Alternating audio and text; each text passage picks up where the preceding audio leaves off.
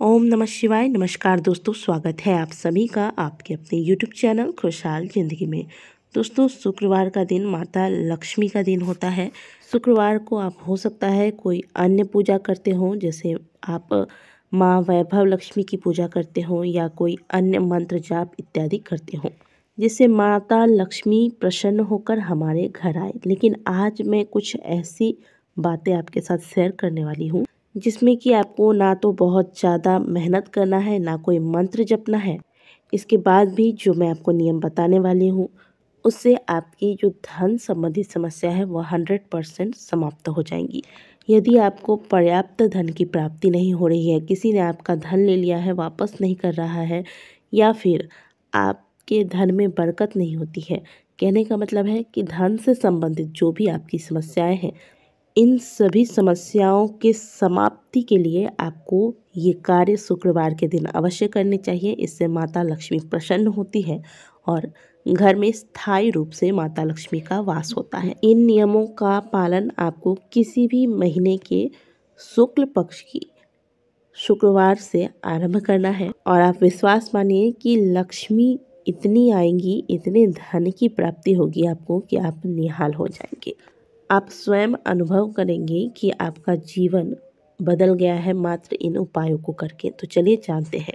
सबसे पहले तो आप यह गांठ बांध लीजिएगा कि शुक्रवार का दिन है, आज के दिन शुक्रवार के नियमों का पालन करना है। जैसे हम गुरुवार के नियमों को मान के चलते हैं, ठीक उसी प्रकार से शुक्रवार का दिन आप नोट कर लीजिए कि आज के दिन कुछ विशेष कार्य हैं जो आपको करने हैं और कुछ कार्य हैं जो आपको बिल्कुल भी नहीं करने हैं। सबसे पहली बात तो आज के दिन जब आप स्नान करते हैं, स्नान के बाद अच्छे से तैयार हो जाते हैं, आपको चाहे कहीं भी जाना हो, आप घर में रहती हो, ऑफिस जाते हैं, जहाँ भी जाते हैं, आज के दिन आपको स्नान के बाद तैयार होकर परफ्यूम यानी कि इत्र का प्रयोग करना है। दोस्तों, इत्र का प्रयोग निरंतर करने से हमारे कुंडली में शुक्र ग्रह मजबूत होता है और जीवन में जितने भी व्यक्ति जो ऐश्वर्य का भोग करते हैं, यानी कि जिनके पास बहुत ज़्यादा धन संपत्ति व जिन पर माता लक्ष्मी की कृपा है, उन सभी के कुंडली में शुक्र ग्रह अवश्य मजबूत होते हैं। तो यही कार्य आपको करना है, आपको अपने कुंडली में शुक्र ग्रह को मजबूत कर लेना है। तो प्रत्येक शुक्रवार को आप नियम बना लें कि आप स्नान करके जब तैयार होंगे तो आपको परफ्यूम का प्रयोग अवश्य करना है। और हो सके तो परिवार के सभी सदस्यों को यह आदत लगवा दीजिए कि प्रत्येक शुक्रवार को परफ्यूम का प्रयोग करेंगे। दूसरी चीज़ जो आपको करना है कि प्रत्येक शुक्रवार के शुक्रवार आप अपने घर में खीर बनाएं। जैसे शनिवार का नियम है कि हम शनिवार को खिचड़ी का प्रयोग करते हैं, खिचड़ी बनाते हैं, गुरुवार को चने की दाल का प्रयोग किया जाता है, ठीक उसी प्रकार शुक्रवार का नियम बना लें कि प्रत्येक शुक्रवार को आप अपने घर में खीर बनाएंगे और यह खीर आप शाम के वक्त बनाएंगे। खीर बनाते वक्त आप अपनी रसोई की साफ़ सफाई पहले कर लें, क्योंकि यह खीर पहले आप माता लक्ष्मी को भोग लगाएंगे, इसके बाद ही हम इसका सेवन करेंगे। तो पहले भगवान को जब भी हम भोग लगाते हैं तो रसोई के साफ़ किया जाता है, तो चूल्हे को अच्छे से आप साफ़ कर लें। इसके बाद आप आज के दिन खीर बनाएं और खीर में हो सके तो केसर थोड़ा सा अवश्य मिलाएं, और अगर केसर नहीं मिला सकते तो आप इलायची के दाने डाल दें। तो खीर बनाने के बाद आप यह खीर माता लक्ष्मी को भोग चढ़ाएं और माता के समक्ष एक दीपक लगाएं। यह दीपक चाहे तो आप घी का लगा सकते हैं या फिर तिल के तेल का, लेकिन इसमें जो आप बाती डालेंगे वह लाल रंग का जो कलावा आता है, इसी बाती का आपको आज के दिन प्रयोग करना है। इसके बाद माता लक्ष्मी का ध्यान करके माता को भगवान विष्णु के साथ आमंत्रित करें। बहुत ही प्रेम भाव से माता से प्रार्थना करें कि हे माँ लक्ष्मी, आप भगवान विष्णु के साथ पधारिए और इस खीर को ग्रहण कीजिए।